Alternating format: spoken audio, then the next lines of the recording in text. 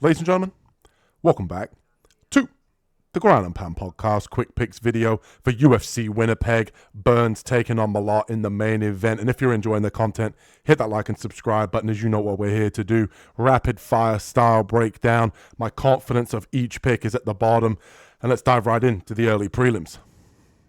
And kicking things off, we have Jamie Siraj taking on John Yanez. Give me Siraj in this one.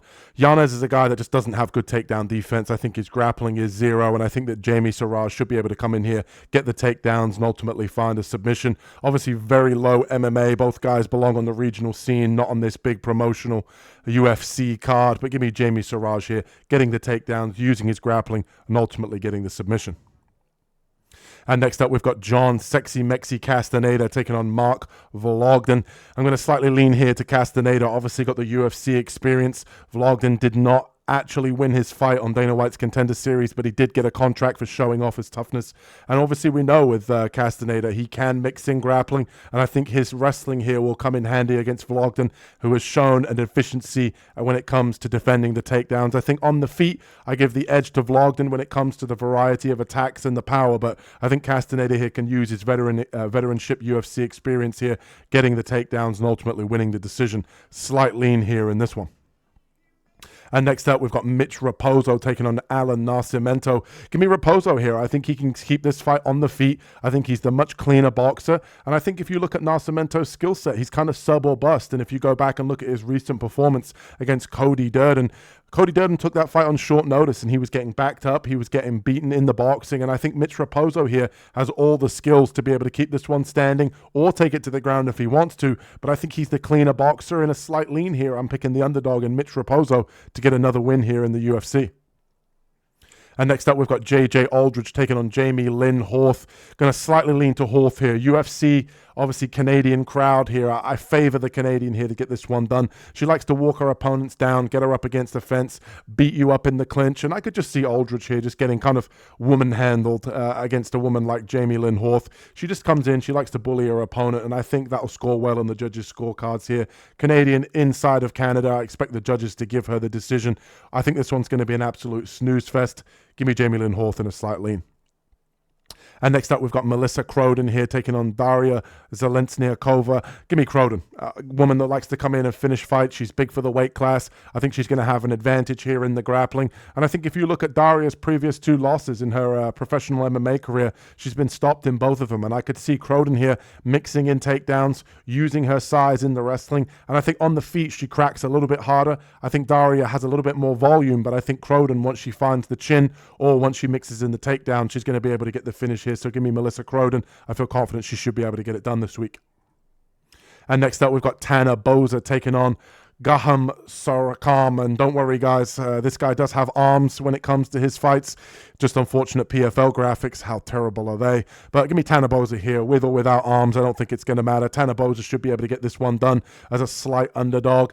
I think he's a little bit cleaner in the striking. I think this fight's an absolute coin flip. But I do think that Tanner Boser's been around the sport. We haven't seen too much from Sarakam in his career since leaving Bellator. Both guys obviously not extremely active, but I do like the speed and the technical kickboxing here of Tanner Boser in a slight lean to get this one done in his home country. And next up, we've got Julian LeBlanc taking on Robert Valentine. Give me Valentine here in this one. I think he should be able to get this one done. I just don't really see what LeBlanc has to offer. He's not very athletic in the striking. He's not very technical. He's good in the clinch, but I think here Robert Valentine is going to be better everywhere. I think he's better on the ground, better in the wrestling. I think he's got more power in the hands, and I think that the line in the betting odds shows everything you need to know in this one. He flipped from an underdog to the favorite, and I think a lot of people see how bad LeBlanc really is. So give me Robert Valentine here. He should be able to get this one done. And next up, we've got Dennis Bazoukian taking on Marcio Barbosa. Give me Barbosa in this one. Power in the hands, will walk you down. Very nice, tight left hook, good takedown defense. And I do think this one sees the judges' scorecards because Bazoukian does have a decent chin. But I think that Barbosa here is going to be landing all the meaningful shots on the feet with the powerful hands in terms of the boxing. And I think he stuffs any takedowns that Dennis Bazoukian has for him. So give me Barbosa here. Feel confident he should be able to get this one done. And next up, we've got Thiago Moises taking on Gage Young. Slight lean to Young here. I think he's a little bit more technical in the striking. I think if he can mix in wrestling, it would be best served here, as I do think he needs to play safe in the guard of Thiago Moises. And I do think here that Gage Young has decent, slick boxing. He has nice striking, and he can dictate where this fight goes. But he has to be wary of the guillotine of Moises, credentialed Brazilian Jiu-Jitsu black belt. But give me Gage Young here in a slight lean. And next up, we've got Jasmine Jasdavicius taking on Karine Silva. Give me Jasmine Jasdavicius. She should be able to get this one done with the wrestling. You've seen in Silva's previous fight, she gets taken down. She gets held down. Jasmine coming in to wrestle here. Very confident she should be able to get this one to the ground and win a unanimous decision with her wrestling and her top control.